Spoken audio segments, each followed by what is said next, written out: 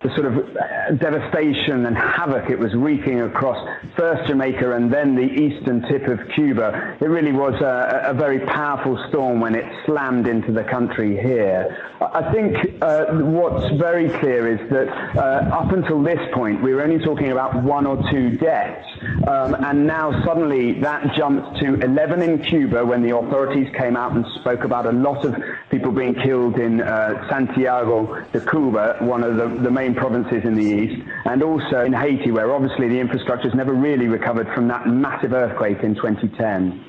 Did this catch the authorities out there, Will?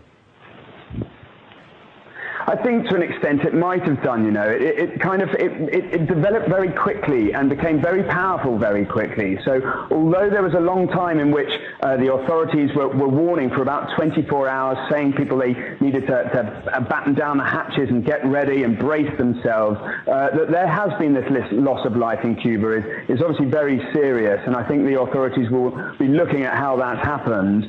There was a case of a 4-year-old baby boy who was part of a group of 4 who were killed when their home collapsed, and things like that are obviously avoidable, and it is very, very tragic that, you know, these people in this rural part of the country were caught in these conditions. So yes, I think there will be an examination of exactly what the response was. That said, the government here were very quick to say they took all the precautions that were necessary, all the correct precautions. Does this mean, Will, that areas of Cuba in effect are no-go areas because the damage has been so severe?